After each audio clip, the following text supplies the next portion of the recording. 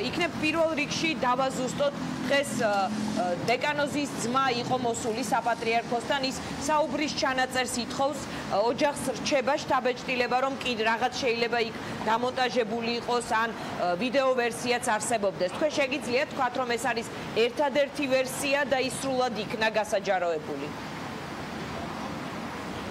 რა თქმა უნდა ჩვენ გავაკეთეთ სრული ვერსია და მივაწოდეთ საზოგადოებას ჩვენ ეს მიზანმიმართულად გავაკეთეთ თქვენ მივცით ალბათ ამის თაობაზე შეხვედრის დასაწყისშივე განაცხადა ეს მისმა უწინდესობამ რომ საუბარი იწერებოდა და ჩვენ ალბათ წინდაცინ გვგრძნობდით რომ ის საზოგადოებაში აზრთა სხვადასხვაობას გამოიწვევდა რა თქმა უნდა მამალაძეების ოჯახის მხრიდან გაკეთებული ტენდენციური განცხადებების შემდეგ ამიტომაც ჩვენ გვაქვს დიდი სურვილი რომ თელ საზოგადოებას მივაწოდოთ ობიექტური სურათი თუ რა ხდებოდა ამ შეხვედრაზე თქვენ ერთ-ერთ თქვენს კომენტარში ამ შეხვედრის დასრულების შემდეგ ახსენეთ ულტიმატუმის ენა.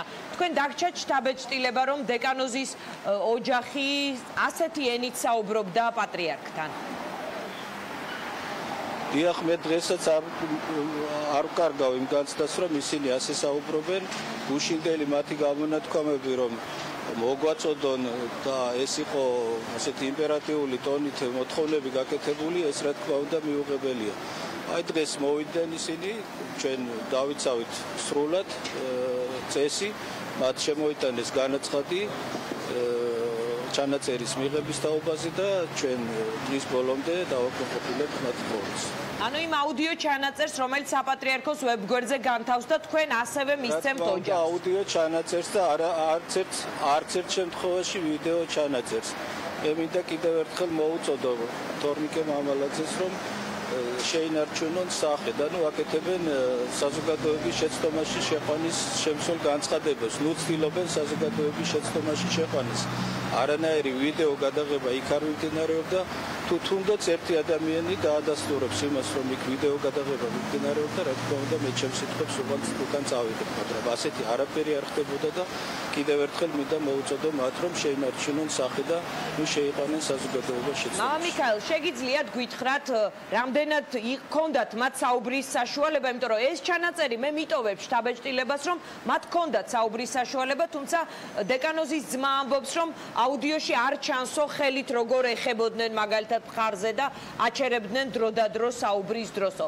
თქვენ რა შეგიძლიათ გითხრათ აი ამ საუბრის მიმდინარეობაზე? დიახ, ის რაც აუდიოში არ იკითხება. თქვენ გაქვთ სრული ვერსია ამ ჩანაწერის, თქვენ შეგიძლიათ დაითვალოთ და მიხვდებით რომ ალბათ იმ 36 წუთიდან რა დროც მიმდინარეობდა გავიდა აი ამ შეხვედრის განმავლობაში ალბათ 60-70% სიტყვა ჰქონდა თორნიკე მამალაძეს და ის საუბრობდა აი ობიექტურობისათვის დაითვალეთ რამდენ წუთს ლაპარაკობს თორნიკე მამალაძე დანარჩენებს ალბათ ვინც ამ შეხვედრას ვესწრებოდით სულ თითო წუთი არ დაგვიკავებია იმისთვის რომ ჩვენი აზრი გამოგვიყვება და რატომ ცდილობს ის რომ კვლავ წარმოაჩინოს თითქოს და მას ვინმე ხელს უშლიდა ბოლოსაც მან დაამთავრა საუბარი ის პატრიარქს ჩაეკითხა რაღაც შეკითხვებს აძლევდა ის რაღაცომღაც რუსთავიორთან ამბობს რომ თითქოს და მე პატრიარქთან ახლოს არ მივუშვი ის იჯდა 1 მეტრში ზუსტად პატრიარქთან მე ვიჯექი და ჩემს იქით იჯდა თორნიკე მამალაძე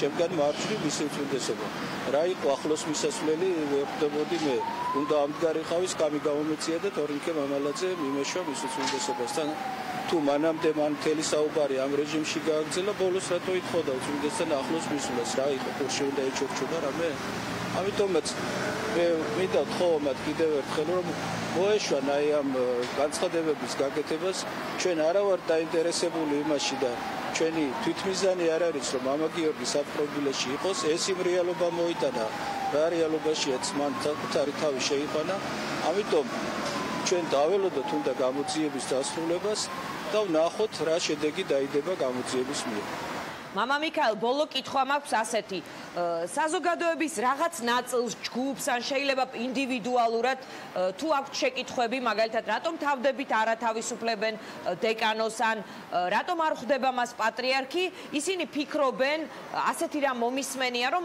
აი პატრიარქმა შეიძლება არ იცის კარგად რეალობა და პატრიარქს ინფორმაციას უმალავენ. ამ შეხვედრამ ასევე ჩემში შესაძლოა სხვებშიც არ ვიცი, დატოვა შტაბ-ეჭდილება, რომ პატრიარქმა იცის საქმე, ის კი არა და ასავალ-დასავალის ინტერვიუების შესახებაც ინფორმირებულია, მაგალითად, თორნიკე მამალაძის ინტერვიუ ასავალ-დასავალისთვის მიცემული ახსენა მან ამ შეხვედრაზე.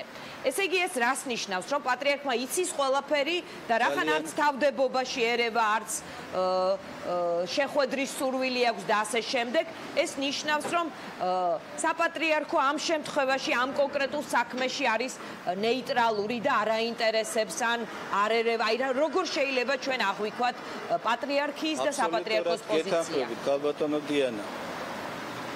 გეთანხმებით ქალბატონო დიანა და მინდა მადლიერება გამოვხატო თქვენი ტელევიზიის მიმართ, რომელმაც ამ წუთისთვის ყველაზე სწორად შეაფასა და გააშუქა ის ინტერვიუ, რომელიც ჩაიწერა საქართველოს საპატრიარქოში.